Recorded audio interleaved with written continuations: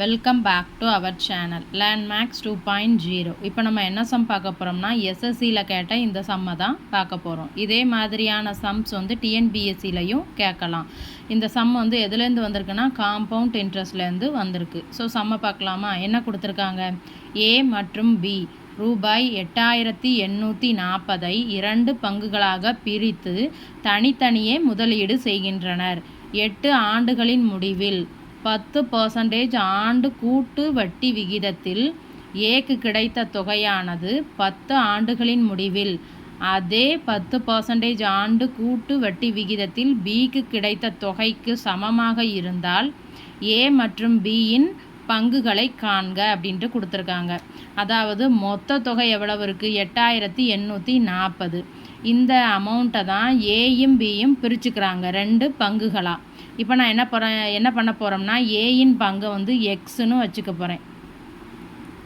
அப்போ பியின் பங்கு என்னவாக இருக்கும்? 8840 எக்ஸுங்கிற அமௌண்ட்டை கழிச்சா என்ன மிச்சம் இருக்கோ அதான பியின் பங்காக இருக்கும்.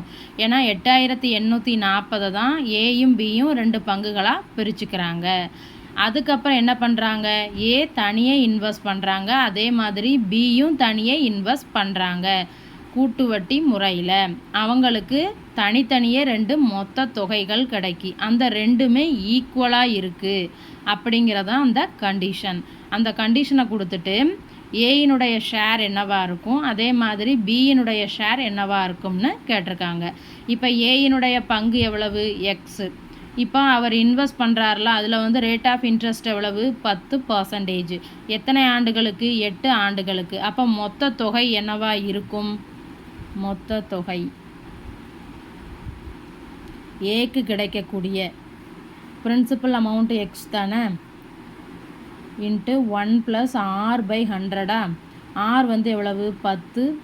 அப்போ /100 ஹோல் பவர் n வந்து எத்தனை? 8 ஆண்டுகள். அதாவது இப்போ மொத்த தொகைனா நமக்கு ஏற்கனவே தெரியும்ல, ஆண்டுக்கு ஒரு முறை கூட்டு வட்டி.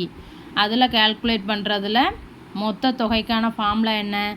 A = P × 1 + r/100 whole power n. இந்த ஃபார்முலாவை தான் இங்கே அப்ளை பண்ணியிருக்கேன். அதே மாதிரி பியின் பங்கு எவ்வளவு? 8840 எக்ஸை கழிச்சா மிச்சம் இருக்கக்கூடிய அமௌண்ட்டு. அதை அவர் இன்வெஸ்ட் பண்ணுறாரு. என்ன ரேட் ஆஃப் இன்ட்ரெஸ்ட்டில்? Same rate of interest 10%. என் வந்து எத்தனை? 10 ஆண்டுகள். ஸோ அப்போ அவருக்கு கிடைக்கக்கூடிய மொத்த தொகை என்னவா இருக்கும்? பிரின்சிபல் அமௌண்ட் அவருடைய அசல் எவ்வளவு? 8840 எக்ஸை கழிக்கணும். அப்புறம் இன்ட்டு அதை நான் கீழே போட்டுக்கிறேன். 1 + r வந்து சேம் தான், /100 ஹோல் பவர் n வந்து எத்தனை? 10 ஆண்டுகள். ஸோ இந்த 2 மொத்த தொகையும் ஈக்குவல் அப்படிங்கிற கண்டிஷனை கொடுத்துட்டு ஏயினுடைய ஷேர் என்ன, பியினுடைய ஷேர் என்னன்னு கேட்டிருக்காங்க. ஸோ இந்த ரெண்டையும் நம்ம வந்து இப்போ ஈக்குவேட் பண்ண போகிறோம். அப்போ என்ன ஆகும்? X into 1 + 10/100 whole power 8 is equal to, ரெண்டும் ஈக்குவல் தானே, இதை அப்படியே எழுதிக்க போகிறேன். இங்கே பிரின்சிபல் அமௌண்ட் என்ன? 8840 - எக்ஸ் இன்ட்டு 1 + 10/100 ஹோல் பவர் 10. இப்போ பாருங்கள், இந்த ப்ராக்கெட்க்கு உள்ளது ரெண்டுமே ஈக்குவலாக இருக்குது. அப்போ என்ன ஆகும்? இதை ஃபுல்லாக அடிச்சுக்கிடலாமா? அதே மாதிரி இங்கே அடித்தா மிச்சம் 2 இருக்கும். அப்போது இங்கே எக்ஸ் மட்டும் இருக்குது. இங்கே 8840 - எக்ஸ். இங்கே என்ன மிச்சம் இருக்குது? 1 + 10/100 ஹோல் பவர் 2. அப்போ X is equal to 8840 - X. இப்போ இதை அடிக்கலாமா? 1 இங்கே வந்து 10ன்னு கிடைக்கும். அப்புறம் கிராஸ் ப்ராடக்ட் பண்ணோம்னா 10 + 1 11/10 ஹோல் பவர் 2.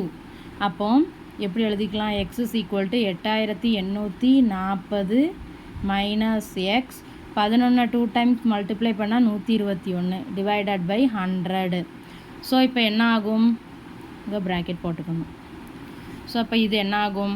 இப்போ இந்த 100 வந்து நான் இந்த சைட் கொண்டு வந்துடுது. இங்கே டிவிஷனில் இருக்குது, இங்கே போனால் மல்டிப்ளை ஆயிரும். ஸோ அப்போ 100x is equal to 8840 - X into 121 கிடைக்குமா? ஸோ இப்போ இதை வந்து நான் உள்ளே கொண்டு மல்டிப்ளை பண்ண போகிறேன். அப்போ என்ன ஆகும், 100x is equal to 8840 into 121 minus 121x அப்படின்னு கிடைக்குமா? இப்போ நான் இதை வந்து மல்டிப்ளை பண்ணலை, அதுக்கப்புறம் நம்ம சால்வ் பண்ணும்போது பார்த்துக்கிடலாம். இப்போ இது என்ன ஆகும், இப்போ இங்கே இருக்கக்கூடிய மைனஸ் 121x வந்து அங்கே போனால் ப்ளஸ் ஆயிரும். அப்போ ரெண்டுத்தையும் ஆட் பண்ணிடலாமா? அப்போ என்ன கிடைக்கும், 221x is equal to 8840 into 121ன்னு கிடைக்குமா?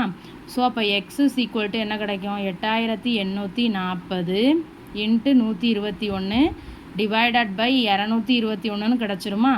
ஸோ இப்போ இதை வந்து நம்ம அடிக்கலாம். 40. அப்போ இந்த ரெண்டுத்தையும் மல்டிப்ளை பண்ணிட்டோம்னா நமக்கு என்ன கிடைக்கும், ஏயினுடைய ஷேர் கிடைக்கும். அப்போ 4 8 4 கூட ஒரு 0. அப்போ இதுதான் ஏயினுடைய பங்கு. இதைத்தான் அவர் வந்து இன்வெஸ்ட் பண்ணியிருக்காரு. எத்தனை பர்சன்டேஜ் வட்டி விகிதத்தில், 10%. 8 ஆண்டுகளில் அவருக்கு கிடைக்கக்கூடிய மொத்த தொகை இவ்வளவு. ஸோ இப்போ நம்ம எக்ஸ் கண்டுபிடிச்சிட்டோம். நமக்கு இப்போ பியினுடைய ஷேரும் கண்டுபிடிக்கணும்ல, அதை எப்படி கண்டுபிடிக்கலாம்?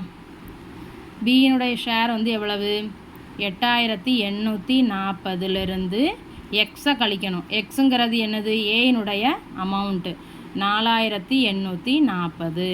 ஸோ இப்போ கழிச்சிட்டோம்னா நமக்கு பியினுடைய ஷேர் கிடச்சிரும். அப்போ பியினுடைய பங்கு எவ்வளவு, 4000. இதைத்தான் அவர் என்ன பண்ணுறாரு, 10% ரேட் ஆஃப் இன்ட்ரெஸ்ட்டில் 10 ஆண்டுகளுக்கு இன்வெஸ்ட் பண்ணி அவருக்கு இந்த மொத்த தொகை கிடச்சிருக்கு. சரியா? ஸோ வீடியோ பிடிச்சிருந்தால் சேனலை சப்ஸ்கிரைப் பண்ணுங்கள், வீடியோவை ஷேர் பண்ணுங்கள். தேங்க்யூ.